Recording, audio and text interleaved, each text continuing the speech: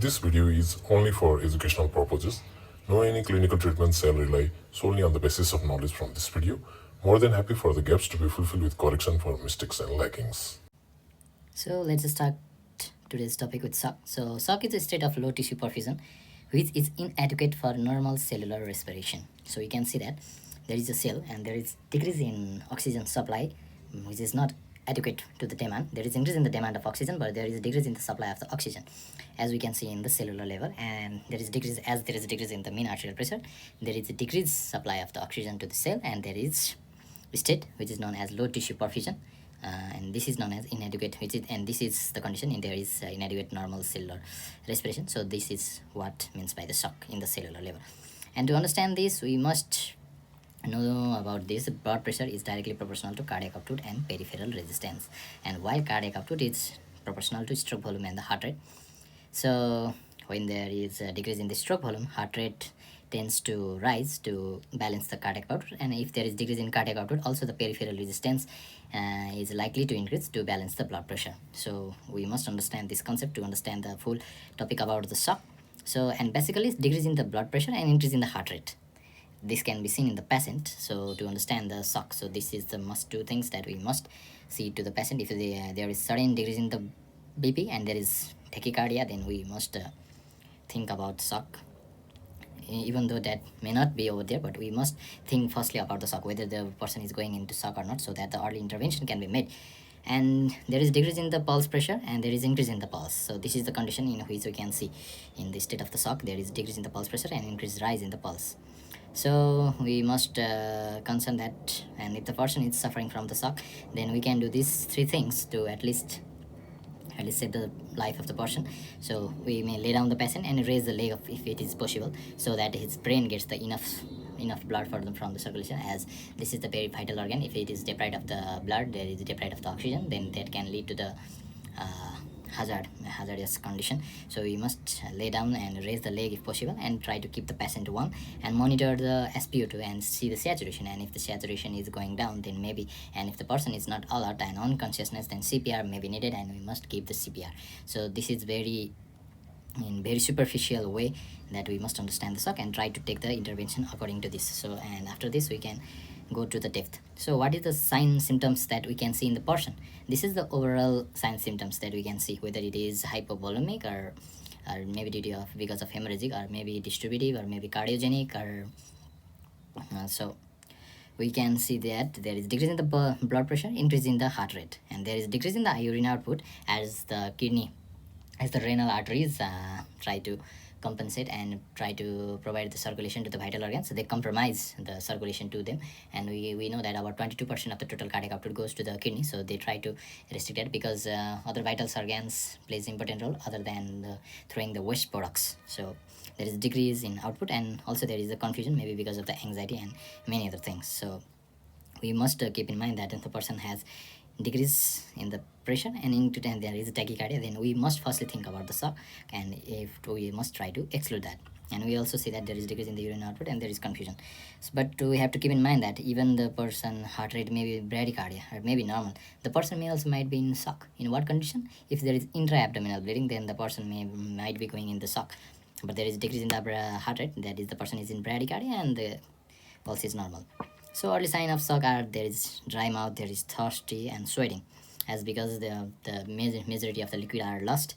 Maybe the capacitance patients are not getting the enough blood volume, then the person feels dry, thirsty, there is dry mouth, and there is excessive sweating. Even the sweating, perspiration, even excessive sweating can lead to the shock. So, and also there is reduce in the skin turgor. So there is, this shows that about the dehydration, dry mouth, sweating, reduced skin turgor, and there is increase in the capillary refill time. We can see in the nail bed there is increase in the capillary refill time. There is a weak pulse, there is cold extremities, there is weakness, hyperventilation, tachycardia, anxiety. These are the early signs in the shock, and if that is not treated, then the person may go into the confusion, unconsciousness, even the cardiac arrest in the latter condition, and maybe that patient might go into the refractory stage. So we must keep in mind about the shock. So basically the shock is divided into the four stages, four classification: hypovolemic shock, obstructive shock, cardiogenic shock, and distributive shock. And also there is endocrine shock, which is not classified, but it is also said that it is a combination of the hypovolemic shock, cardiogenic shock, and the distributive shock. But this topic is emerging as the new subtype of the shock. But we will mainly focus upon the hypovolemic shock, obstructive shock, cardiogenic shock, and distributive shock. So what is hypovolemic shock? In the hypovolemic shock, there is decrease in the circulatory blood volume, like in the hemorrhage, like in the dehydration, and that dehydration may be due to the vomiting, that may be due to the excessive diuresis. So, and hemorrhage may be because of the two types, internal hemorrhage and external hemorrhage. So the hemorrhage may also be of the two type, internal hemorrhage and the external hemorrhage. Internal hemorrhage like hemothorax, hemoperitoneum, and external hemorrhage like bleeding, like GI bleeding. Bleeding means trauma, and GI bleeding. So these are the types. And also there can be dehydration, maybe leading due to the vomiting, diarrhea, and excessive urination, excessive polyuria, like that occurs in the diabetic ketoacidosis. So, and also the excessive sweating.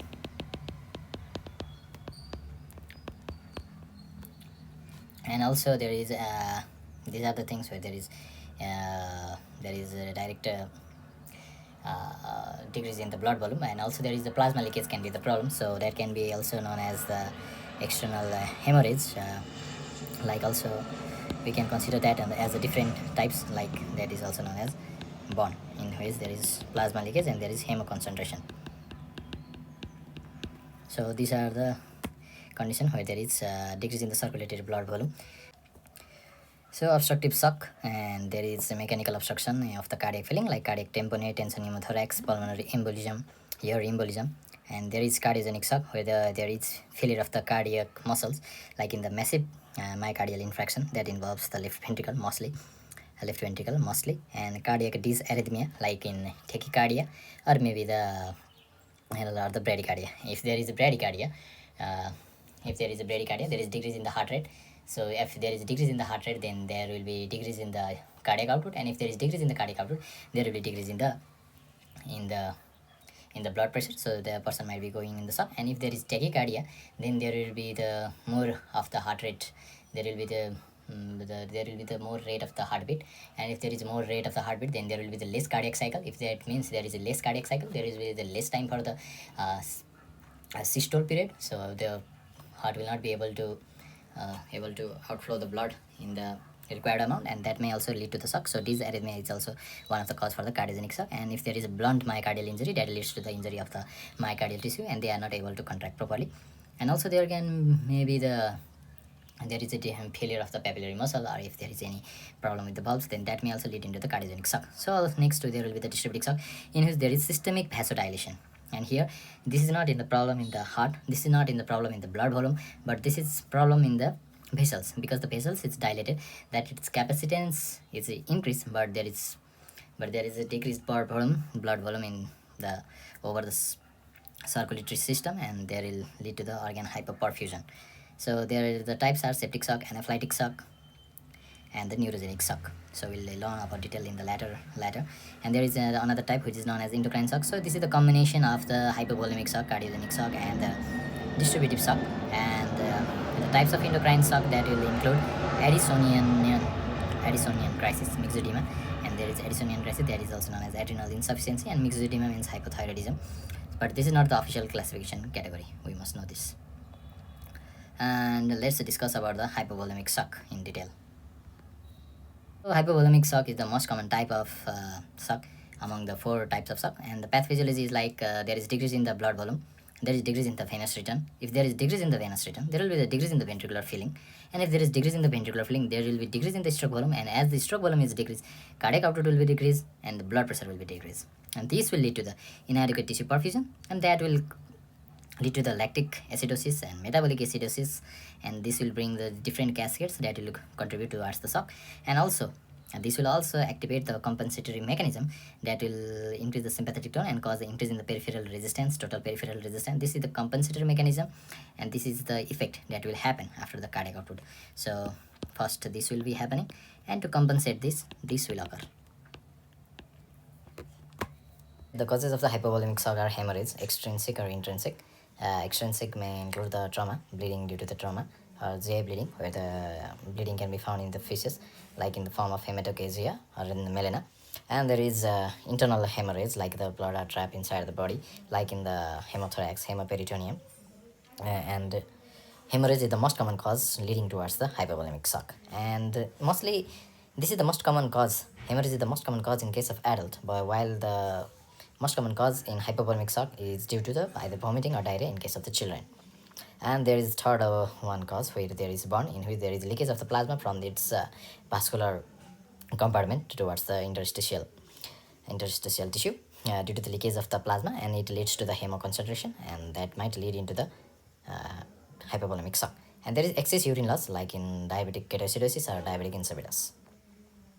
So these are the cause of the hypovolemic shock. Then going to the sign and symptoms, if you see the persons who is going into the shock caused by the hypovolemia, then there will be rapid to weak 3D pulse. There will be the rapid weak 3D pulse, and there will be the cool skin due to the vasoconstriction, and that leads to the inadequate tissue perfusion.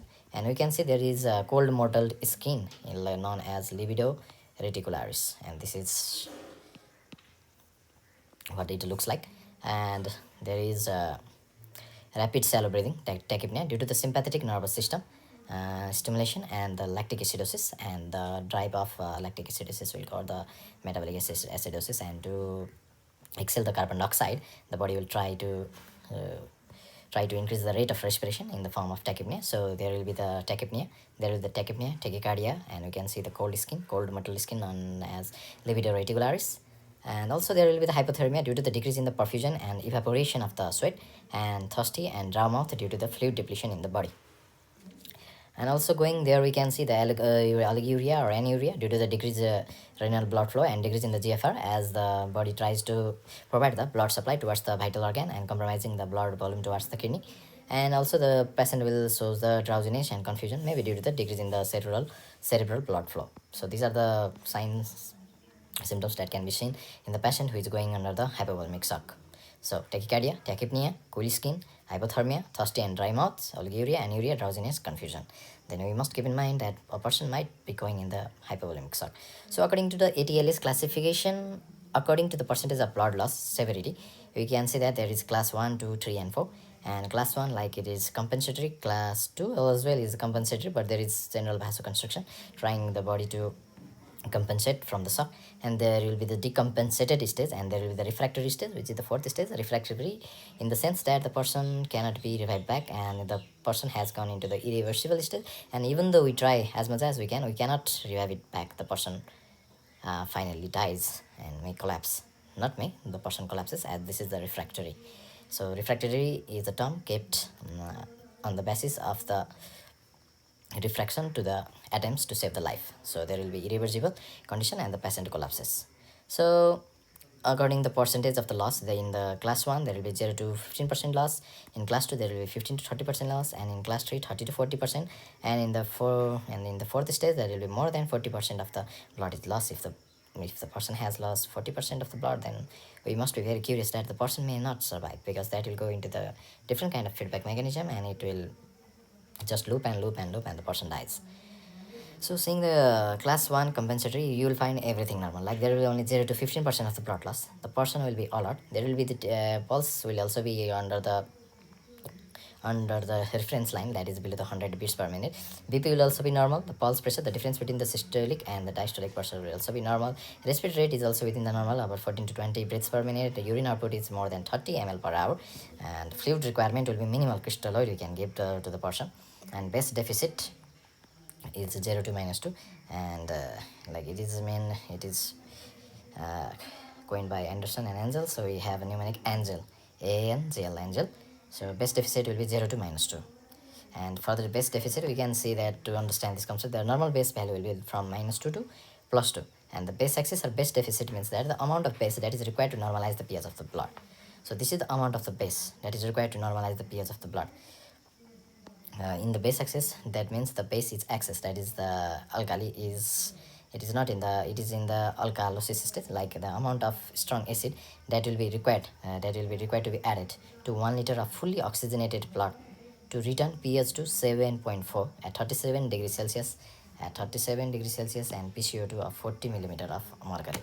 And similarly, the base deficit means amount of strong base, that will be required to add it to the 1 liter of fully oxygenated blood to return the pH to the 7.4 at the 37 degrees Celsius and PCO2 of 40 millimeter of mercury. So this is means by the base deficit. So there will, the normal will be -2 to +2, and base axis or the base deficit, and we can see that the in the shock the will go into the that will go into the acidosis stage because of the lactic acidosis, and there will be the decrease in the alkali, what do you say, we at the base the blood will be acidic, and what is the amount of base that will be required to be added to maintain the 1 liter of fully oxygenated blood to the 7.4, that is known as the base deficit. So in the first stage, in the class 1, there will be 0 to -2 of a base deficit. Milliequivalence of liter is the unit for it, and in the stage 2 there will be -2 to -6, in the stage 3 -6 to -10, and if it is less than -10 or less than, you must understand that person is going in the very very very dangerous state. So for the treatment, there will be the correction of the underlying cause. So if there is, person is going in the shock, then we must control the hemorrhage so that the base deficit will not increase, and that will not signify that the person is going to the class 2, 3 or 4. And we can give the sodium bicarbonate administration if pH is it's a less than, if pH is less than 7.3, that means the pH is very very the negative, and the base deficit is less than, if the base deficit is more than 7. So dose of bicarbonate will be base deficit, what is the base deficit, into 0.2 into body weight in the kg, and that will give us the dose of the sodium bicarbonate, and we can administer that amount of sodium bicarbonate to the person who is showing the base deficit, and this way we can correct. So these are the things, and in the stage 2 there will be 15 to 30%. I will mild anxious stage, more than 100 bp pulse, and decrease in the blood pressure, decrease in the pulse pressure. So we can say that the blood pressure is decreased in the stage 2, stage 3, stage 4. Pulse pressure is also decreased in the 2, 3, 4. And if the pulse is more than 100, then we might think after the person is going in the second stage, and it's 120, it might go into the third stage. And if it is more than 140, then we must be very cautious. It doesn't mean that the person is going, we must see the different criteria like pulse, BP, respiratory, urine output, and this will give us the idea about which class the person is going on, so that the proper intervention can be taken and the person's life can be saved. And we can see that the person is mild anxious or anxious, the person going on the third stage will be confused, and in the fourth stage it seems that the person will be in the coma. So that will be the red signal for us. And we can see that the urine output is more than 30 ml per hour in case of class 1, 20 to 30 in case of class 2, 5 to 15 in case of class 3, and nil, there will be like anuria in case of class 4. And respiratory rate will be increasing, tachypnea increases like 15 to 30 for class 2, 30 to 40 for class 3, and more than 40 in class 4. We can say that tachypnea occurs in the 2, 3 and 4 stage, like, and this concentration is equal to this percentage of the blood loss. So we can also make mnemonic similar to this, but it doesn't require, we can all understand like this is also tachypnea, this is also tachypnea. And fluid requirement will be like minimal crystalloid for the class 1, crystalloid for class 2. Crystalloid plus blood might be needed, blood transfusion might be needed in the class 3 and class 4. And in case if this is class 4, we have to tend to save the life because the person is going on refractory stage. So aggressive crystalloid plus blood. And base deficit is -2 to -0.6 in class 2, -2 to -10 class 3, and more than -10 in case of class 4. And it was counted by Angel, Anderson and Angel. So Angel. So the example of hypovolemic shock are hemorrhage, dehydration, vomiting, diarrhea, diabetes mellitus, bowel obstruction, and even the pancreatitis. And there will be the low cardiac output, there will be the high peripheral resistance, like BP equals to cardiac output into peripheral resistance. As this is increase, this tends to rise to balance this. And venous pressure will be low, mixed venous saturation will also be low, and the base deficit is high. So management will be the fluid resuscitation, crystallite blood products, control underlying cause like control the bleeding and the vasopressors if needed. So moving on to the next topic, there will be the obstructive shock. So obstructive shock, and obstructive shock refers to the shock needed due to the obstruction of the great vessels of the systemic or pulmonary circulation. And as there is obstruction, the cardiac output will be low. And as cardiac output will be low, the body will try to increase the peripheral resistance so that the PP can be compensated like similar PP cardiac output in the peripheral. As the cardiac output is decreased, body will try to increase the peripheral resistance to maintain the PP. And the venous pressure will be very high. There will be the decrease in the mixed venous saturation, and there is the base deficit will be also be the high. There is, and in comparison to hyperbolic shock, they will be low. Peripheral resistance will be high. Venous pressure will be low. Venous saturation will also be low. Base deficit will also be low. So base deficit will be high, and here is base deficit high, mixed venous saturation low, cardiac output low, venous pressure low. Only the venous pressure is high. Peripheral resistance is also high, but the venous pressure is high. While here we can see the venous pressure is low. So these are the difference that we must keep highlight to this difference between the obstructive shock and the hypovolemic shock. And in case of management, there is treatment of the cause like for pericardiocentesis, for cardiac tamponade, are there any pleural fluid, pericardial effusion, and chest tube for the hemothorax or pneumothorax, tension pneumothorax, and anticoagulation for the thromboembolus present in the pulmonary artery, and fluid resuscitation and vasopressors if needed. And what are the cause for the leading to the obstructive shock are the cardiac tamponade, fluid present in the pericardium, and inflow of the blood in the heart will be decreased, and so there will be decrease in the venous return. And there is constructive pericarditis in which pericardium shrinks, presence and the inflow of the blood in the heart is also decreased, and there will be decrease in the venous return. And there is tension pneumothorax in which there is increase in diastolic pressure and decrease in the venous return. There is also the pulmonary embolism, thromboembolus in the lung, that will hinder the oxygenation and the return of the blood to the heart, and that will lead to the shock. Also the aortic stenosis, obstruction of the cardiac output, hypertrophic subaortic stenosis, thick ventricular muscle occlude the ventricular outflow, and also the abdominal compartment syndrome. So either sepsis or trauma that will cause the increase in the intra-abdominal pressure more than 20 millimeter of mercury. If there is increase in this much of pressure, there will be decrease in the venous return, there will be decrease in the lung heart function, and that will lead to the shock. So abdominal compartment syndrome. And obstructive and cardiogenic shock are very similar, but the treatment is different. As the treatment in the we can seek for cardiac tamponade, constructive pericarditis, pneumothorax, pulmonary embolism, aortic stenosis, hypertrophic. So you must know this. And the signs symptoms are the similar, like there will be the increase in the heart rate, decrease in the blood pressure, cold, clammy, mottled skin, and increase in the cardiac output. So these are the things to be taken in mind for the obstructive shock.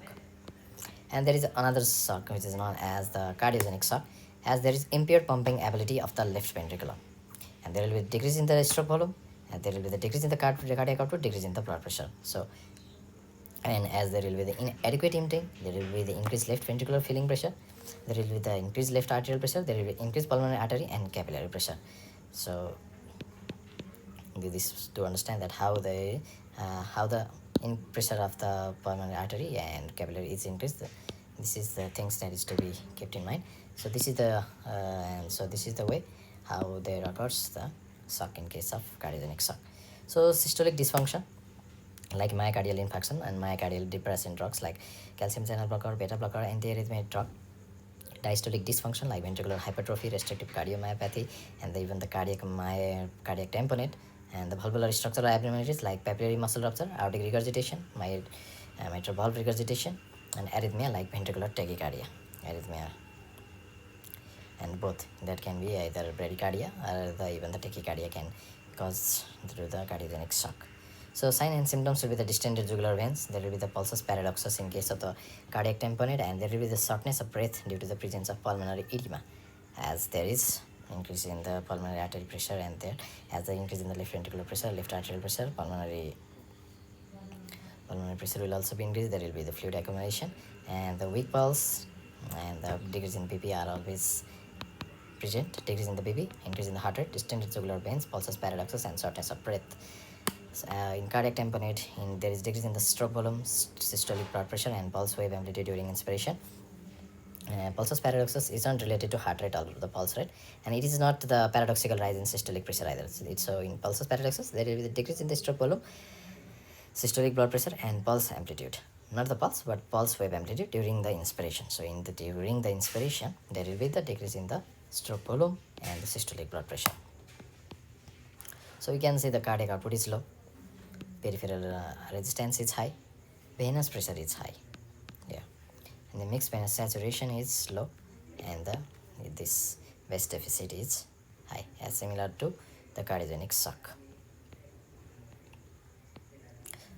Cardiogenic and the obstructive shock. So these are similar. Low, high, high, low, high. And similarly here, you can see low, high, high, low, high. So for this management, we can see that iron drops can be given for the heart contractility, dobutamine, mechanical support like intra-aortic balloon pump, ventricular assisted device, and further causes and the revascularization, PCI, CABG, and treatment of the underlying heart failure causes. So there is another type of fourth type of shock, distributive shock, and there is decrease in the blood pressure due to dilation of the blood vessel within the body, and the causes are the septic shock, anaphylaxis, and the neurogenic shock. So we'll go in detail to three each of them. And in distributive shock, there will be the increase in the cardiac output, but there is decrease in the peripheral resistance. So this is very opposite to the different type of the shock, and the venous pressure will be low, opposite along with hypovolemic shock. So there are the venous pressure were high in case of cardiogenic and obstructive shock, but there will be the venous pressure will be low in here, and the mixed venous saturation will be high. This is very opposite to the different type of shock. And West deficit is also high, as this occurs in all of them. And the treatment is the fluid resuscitation, vasopressors like noradrenaline to contract the peripheral vessels, so that there will be the increase in the decrease in the capacitance of the circulatory system, and the treatment of the underlying cause like antibiotic for the sepsis and epinephrine for the anaphylaxis. So septic shock is the most common type of distributic shock. In the septic shock, there is sepsis plus hypertension for at least 1 hour. Even after fluid resuscitation, there will be the 90 by 40 millimeter of mercury attained and less than normal normal PD initiated, and this is initiated by the bacterial or fungal or viruses, and mostly the endotoxins are involved in this case. And here the extremities are warm, not like the cold that was found in the previous three different types of shock. And the capillary refill will be very brisk, it will be refilled very fast. This will be brisk. And pathophysiology is there is infection or insult or the injury is in the body, there will be the release of the inflammatory mediators, systemic inflammatory response will be shown, there will be the diffuse endothelial injury, vasodilation, and increase in the capillary permeability that will cause the increase in the vasodilation, and there will be the maldistribution of the blood flow, as the capacitance will also be increase of the blood circulatory system, there will be the organ hyperperfusion and the multi-organ dysfunction syndrome, multi-organ failure, and so on. The death might may lead. So septic shock, we have to give the highest of all, highest oxygen supply, highest antibiotic coverage, everything as we have got to prevent, to save the life of the patient. So there, and we can see that pathophysiology behind all this in it, there is a systematic WBC addition to the endothelial cell, there will be the contractility of the heart, activation of the coagulation pathway, increase in the neutrophil count. So these are not mechanism, but these are the things that can be seen in which the person is suffering from the septic shock. So we also need to understand the systemic inflammatory response syndrome, in which there will be the temperature either will be less than 36 degrees Celsius or more than 38 degrees Celsius, heart rate being more than 90 beats per minute, more than normal, and the respiratory rate more than normal, tachypnea, tachycardia, hypothermia or hyperthermia, and the WBC or leukocytosis or leukopenia, hypothermia or hyperthermia, and tachypnea, tachycardia. So cells undergoing the granulopoiesis. And that means leukocytosis, leukocytosis or leukopenia, less than 4,000 or more than 12,000 or more than 10% of the bands, and bands here means the cells that is undergoing the granulopoiesis. So septic shock mostly caused by the gram-negative bacteria, as they has the endotoxin over there, and having endotoxin like E. coli, Proteus, Klebsiella pneumoniae. Also the gram-positive cocci, pneumococci, streptococci, gram-positive toxins. These are the toxins, well they are the toxoid, and the fungus also having like endotoxin, similar to endotoxin, and the septic shock also include elements of the cardiogenic shock. this is just for the note that it has some elements like that similar to the cardiogenic shock. And in the clinical feature, we can see the fever, chills, and rigor, and evidence of the local infection that is leading to the sepsis in the person. And as like in the findings of the shock, like decrease in the BP and the bounding pulse, here we can see the not the weak 3D pulse, but the bounding pulse. And there will be the warm periphery and the rapid capillary filling. So these are the thing: rapid capillary filling, bounding pulse, and warm periphery due to the vasodilation. These are the three very different to the three types of shock. And in the distributic shock, there is another classification also known as neurogenic shock. In it, there is loss of sympathetic tone, there is the vasodilation of the peripheral vasculature, and the decrease in the pulse peripheral resistance, and decrease in the PP. It can be confused with the spinal shock, which is a recoverable loss of the function of the spinal cord after injury and doesn't refer to hemodynamic instability. And the causes in the case of neurogenic shock are there are spinal cord injury, especially higher level and above the T6 level, brain injury, and certain anesthesia. And there will be the autonomic dysregulation, there will be the lack of sympathetic tone that will cause the vasodilation of the peripheral vasculature, capacitance of the blood vessel in the lower extremity gets increased, there will be the decrease in the cardiac filling, and there will be the decrease in the blood pressure, and also there is the vasodilation, there will be the decrease in the peripheral resistance, and the person goes to the shock. And also the lack of sympathetic tone that will cause the bradycardia and also the shock.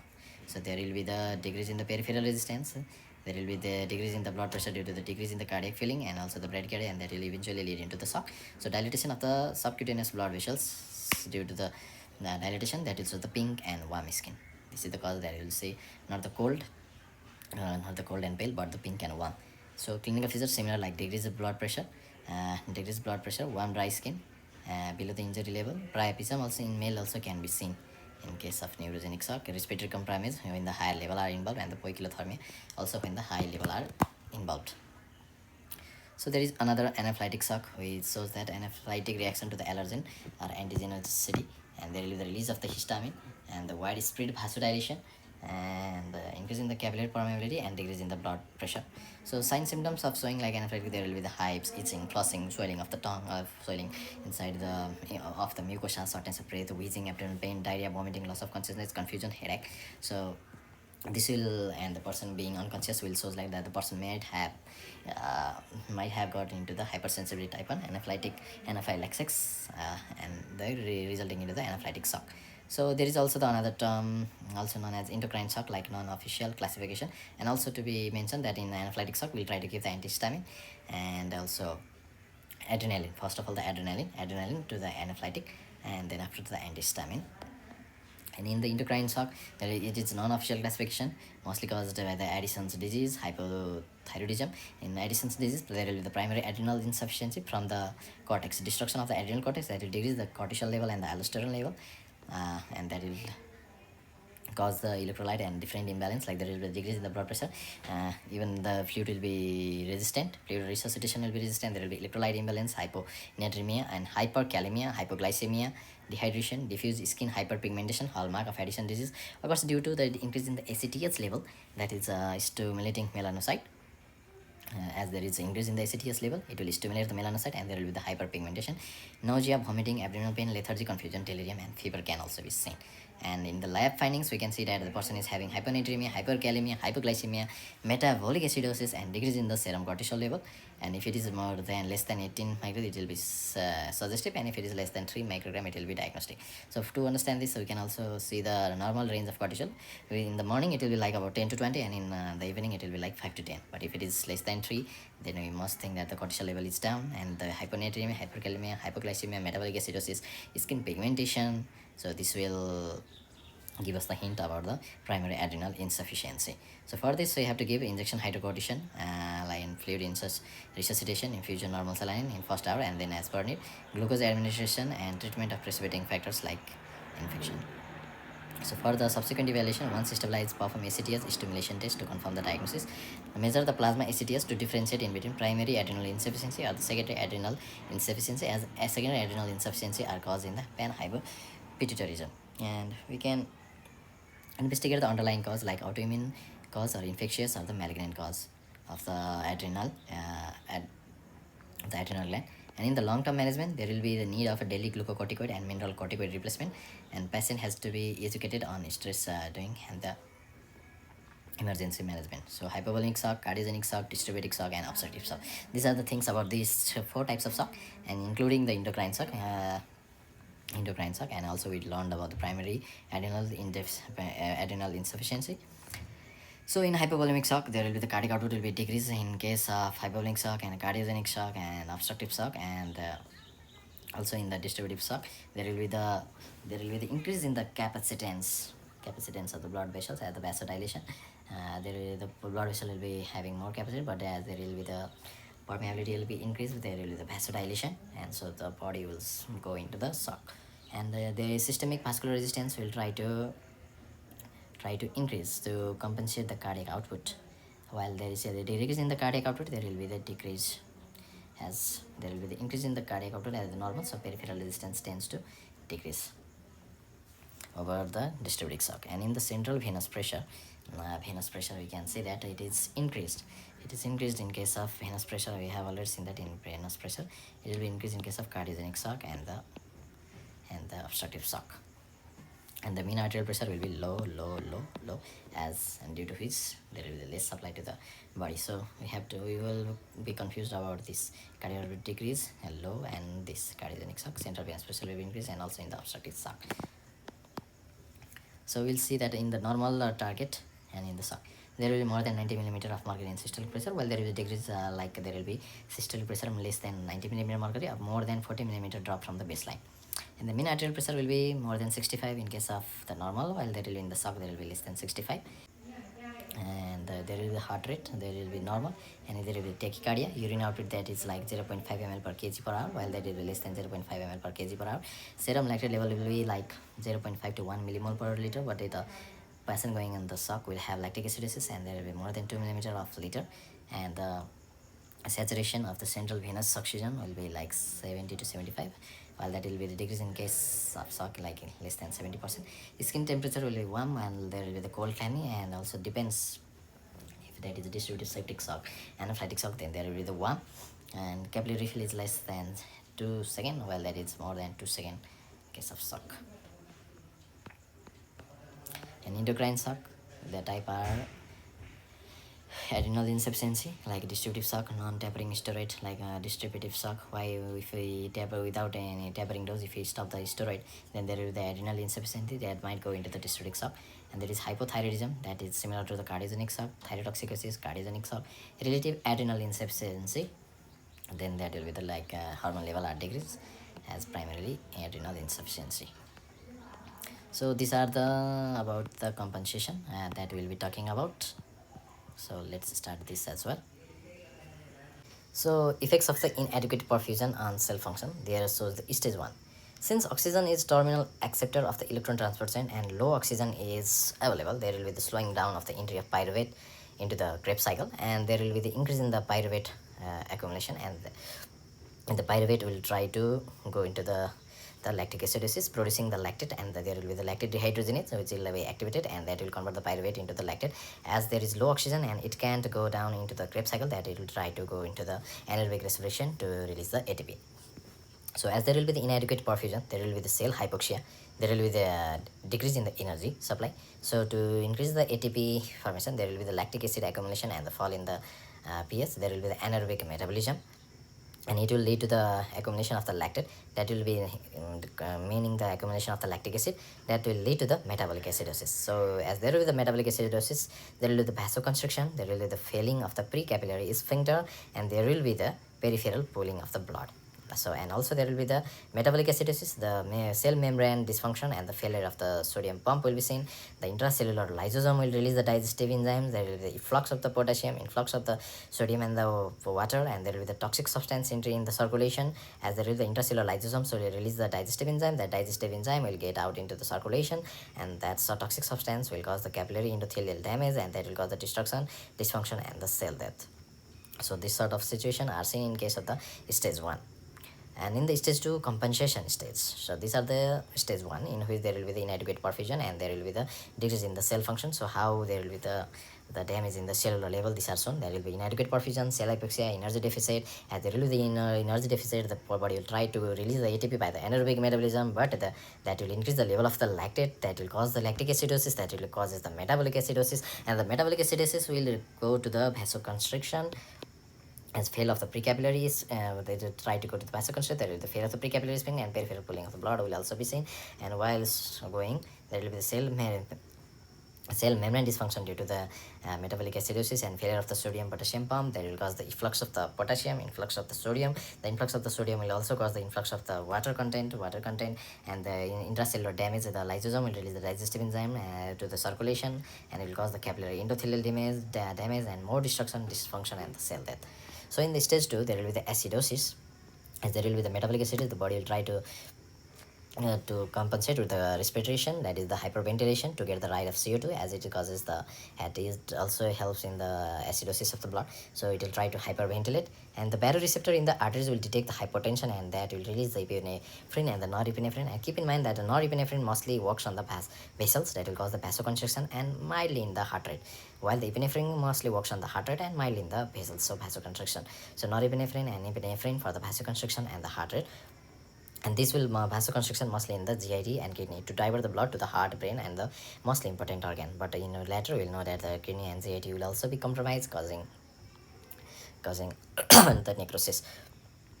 And the renin-angiotensin axis will also be activated, and the body will try to increase the ADS level to preserve the fluid in the body in the case of stage 2. And stage 3, that is the progressive or the decompensated stage. If not treated, intracellular sodium and the decrease in the potassium, as there will be the more intake of sodium, more efflux of the potassium. Anaerobic metabolism will be predominant, that is arterial smooth muscle, and precapillary sphincter will relax and causes the blood to remain in the capillaries, causing the pooling of the blood. And there will increase the hydrostatic pressure, and also there will be the histamine. Then as there will be the more hydrostatic pressure, more release of the histamine, it will cause the leakage of the fluid and protein to the surrounding tissue, and it will increase the blood viscosity and sludging in the microcirculation, and it will prolong the vasoconstriction of the organs like GIT, kidney to the failure, and the ischemia of that. And for the prolonged time, there will be the vasoconstriction of mostly of GIT. There will be the ischemia, bacteria will enter the bloodstream and endotoxic shock, and also it may contribute to the septic shock in the other way, and more the shock and more another type of shock will also be involved. And this is the stage 4, that is the refractory. And if we go into the stage 4, then the person will die. Even though how hard we try, the person will be dying. We'll see that the vital organs are failed, shock can be reversed, brain damage, cell death, and death of the patient. Reason of irreversible are the most of the ATP is degraded to the adenosine. As in absence of oxygen, as one electron receptor in mitochondrial matrix, adenosine can be phosphorylated to the ATP. As there is no any oxygen, the adenosine can be converted phosphorylated into the ATP, and adenosine can easily perfuse out of the cellular membrane into the ECF, and not the ATP, but the adenosine can come easily out of the cellular membrane into the extracellular fluid, and there will cause the increased capillary vasodilation and converted into the uric acid, and the uric acid can never be again returned back to the body. So there will be increase in the uric acid as well. The cell produce adenosine at the rate of 2% of the cell's total net per by hour, but the restore oxygen can't be helpful, as there isn't enough adenosine to phosphorylate into the ATP. So even after after this, if we give the oxygen inhalation or we restore the oxygen, it will not be enough, because there will be no more adenosine, as the most of the adenosine are out into the ECF, and there will be no much of the adenosine to be phosphorylated into the ATP. So this is the mechanism, cellular level of mechanism, which explains the refractory, progressive or decompensated stage, compensatory stage, and the initial stage of the shock. So diagnosis will be like from the mixed venous oxygen saturation by calculating the cardiac output, from the pulmonary arterial catheter by placing invisibly, or the central line saturation of the oxygen. Tissue oxygen is dependent on blood flow. If compromised, anaerobic metabolism will begin and lactic acid will be produced. So this is the basic idea we will need to understand the shock. So management are firstly for the shock in overall for managing, we have to see the vitals and try to maintain the vitals, pulse, temperature, and ABC management like airway in Trindle and Bach position by maintaining the patient Trindle Bach position to maintain the airway. Breathing if the intubation is required. circulation like stop bleeding, embolization if necessary in case of the thromboembolus or pulmonary embolism, IV fluid resuscitation aggressively, blood if necessary accordingly. For hemorrhagic shock, use of fluid to allow permissive hypertension or hypotensive resuscitation. Increase systolic blood pressure but not up to the normotensive target. Our target should be for the mean arterial pressure is 60 millimeter of mercury, systolic blood pressure about 90 millimeter of mercury, and not significant in hemorrhage shock but significant in neurogenic shock. Maintenance of patient and peripheral pulse gain. So vasopressors like noradrenaline, phenylephrine, dopamine, and dobutamine can be given, but dopamine has a risk of arrhythmia. And in anaphylactic shock, adrenaline and antihistamine plays the major role. And mechanical support like IABT, intra-aortic balloon pump, ventricular assisted device, artificial heart, and extracorporeal membrane oxygenation can also be given for the mechanical support in the case of the cardiogenic shock. And the treatment goal is like urine output must be more than 0.5 ml per kg per hour. Central venous pressure must be 8 to 12 millimeter of mercury, and mean arterial pressure 60 to 90 millimeter of mercury for the mean arterial pressure. So how do we calculate the mean arterial pressure? Is like 1/3 of the pulse pressure plus diastolic pressure. So these are all about the shock. I hope this helps to get some idea about the shock.